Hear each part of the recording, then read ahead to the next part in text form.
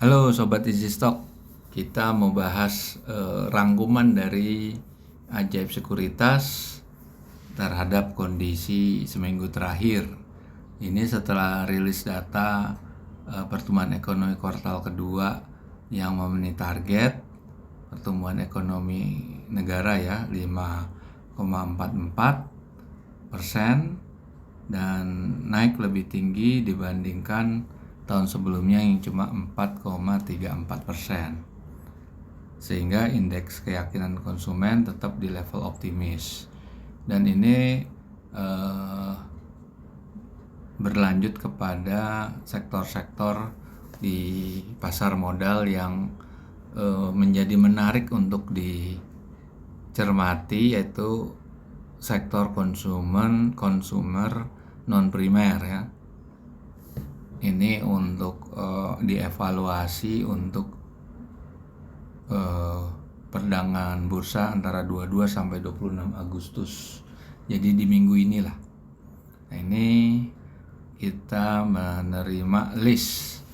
Ada pertama ACES atau S1 retailer, ERA juga retailer, RALS retailer, MAPI retailer, CESAP juga retailer barang bangunan, IMAS juga perusahaan ini ya leasing sebetulnya nih. Dan ini kita lihat Ajaib memberikan potensi kenaikan semuanya di atas 4% ya. Ada yang 3,9.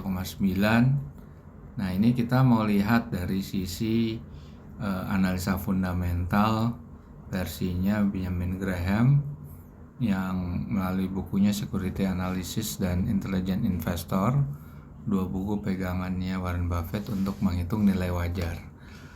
Nah, ini perhitungannya ini kan dihitung dari faktor eksternal dan internal, tapi mostly dari internal, yaitu dari laporan keuangan, baik dari sisi laba bersih setelah pajak, hutang jangka pendek jangka panjang, net current asset, pendapatan operasional, non operasional, belanja modal, depresiasi dan lain sebagainya. Dan sekarang Anda bisa memperoleh aplikasinya itu dengan mendownload di Google Play Store, yaitu Easy Stock. Easy Stock itu Anda akan memperoleh display seperti ini. Anda klik bendera Indonesia, kita mulai cek. Ini ada sekitar hampir 800 saham ya di Bursa Efek yang sudah listed. Kita cek satu saham yang direkomendasi ACES. Ini kita lihat di sini ya. Ini harga closing price-nya 750 dan nilai wajar terendah bisa sampai di 890. Tertingginya bisa sampai di 1020.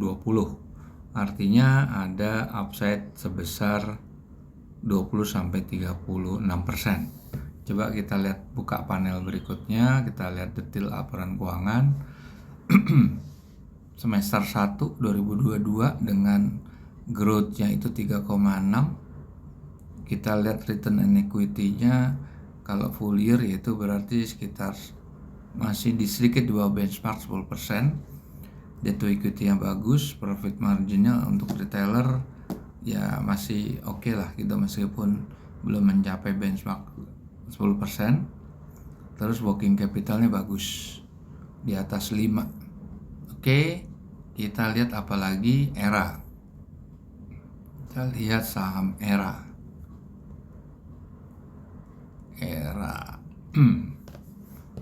Nah, ini malahan bagus nih, bisa sampai 2 kali lipat gitu. Harga sahamnya 494, nilai wajarnya bisa sampai 960-an sampai 1000. Kita buka panelnya laporan Q1 ya, masih growth-nya kita pasang 4,7. Terus kita lihat return on equity-nya 3 bulan tuh 4,4. Jadi kira-kira bisa sampai 17% full year ya. Debt equity-nya memang agak tinggi lewat dari 1 kali. Profit margin rendah cuma 2,6. Working capital bagus. Nah, ini perlu dicermati kalau era nih karena profitability-nya rendah. Oke, kita lihat retailer lain itu Ralphs, Ramayana ya, Lestari, Sentosa. Nah, ini kalau kita lihat di sini closing price-nya 580, nilai wajarnya bisa di atas 800 sampai 1000. Berarti ada potensial upside 40 sampai 70% lebih. Kita buka laporan keuangannya Q1 masih 3 bulan, revenue growth sangat-sangat konservatif cuma 1%,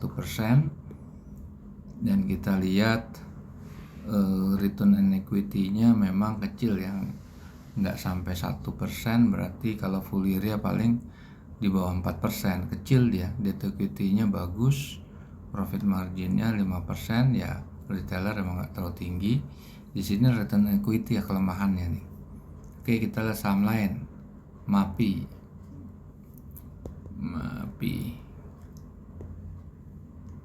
Mitra di Perkasa. Nah, ini harganya sudah 1020, nilai wajar tertingginya cuma di bawah 870. Berarti harganya udah kemahalan. Kita lihat coba. Q4 MAPI growth-nya kita pasang 6,8, return on equity-nya nggak nyampe nilai benchmark 10%, debt to equity-nya tinggi 1,3, profit margin-nya juga rendah 2,6. Sekarang kita mau lihat grafik historis harganya ya dari MAPI, karena menurut isi stok sudah ketinggian nih. Lah memang yang bagus itu masuknya itu pada saat di bawah 500, karena di sini juga nilai wajarnya di bawah 500 ini kalau mau save ya. Tapi ya harga udah naik terus nih. Nah, ini saat-saat inilah tahun 2020 itu saat time to buy-nya gitu. Oke, kita lihat lagi saham apa lagi nih. CSAP ini kalau nggak salah Mitra O ya nih. CSAP, kita lihat dulu valuasi di isi stok CSAP.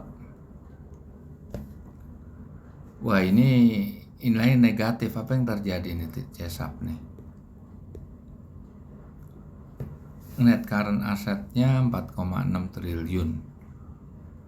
Secara perhitungan dia bisa nutup utang jangka pendek dan ada surplus sebesar 60 miliar.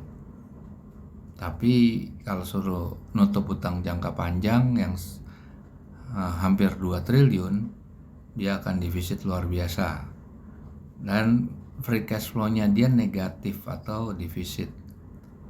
Karena kita lihat tuh net income-nya 343 miliar, disuruh menutup belanja modalnya hampir 900 miliar. Nah, berarti kalau dia tidak depresiasi yang tidak tinggi, akhirnya dia akan defisit cash flow-nya. Oke. Dan ini juga debt to equity-nya tinggi sekali, hampir untuk angka 3, return on equity-nya rendah. Ya oke, tapi masih di atas benchmark. Kalau ini kan 3 bulan. Tapi profit margin-nya tuh nggak sampai 2,5%, terlalu rendah. Oke, kita lihat saham berikutnya, IMAS. Seperti apa nih? Indomobil kalau nggak salah nih. Indomobil sukses. Nah, ini juga berantakan semua nih, negatif semua. Valuasinya di Q1 kita lihat current asset dia cuma 18 triliun kurang ya. Tidak mungkin dia bisa menutup utang jangka pendek yang 24,7 triliun. Itu defisitnya aja sudah berapa itu? Sudah sekitar 7 triliun sendiri, ditambah utang jangka panjang yang 14 triliun. Nah, meskipun free cash flow-nya 1,6 triliun, dia tidak bisa ngangkat nih, terlalu tinggi utangnya. Kalau dari ininya rasio keuangan dia juga return on equity-nya nggak sampai 1% untuk 3 bulan. Kalau full year-nya pasti cuma 4%. Debt to equity-nya lewat dari mendekati angka 3. Profit margin nggak sampai 2%. Nah, oke, jadi kesimpulannya ini cuma ACES bagus, ERA bagus, RALS bagus, yang lain nggak bagus. Jadi 3 pertama sebetulnya perlu diperhatikan dan bisa diinvestasikan. Tetapi kalau menurut Easy Stock itu boleh dipasang jangka panjang karena dia punya potensi keuntungannya secara capital gain cukup besar. ACES itu sampai berapa? 20% lebih ya. ERA 2 kali lipat. RALS juga cukup besar. Oke, para sobat Easy Stock, kita jumpa lagi di video berikutnya.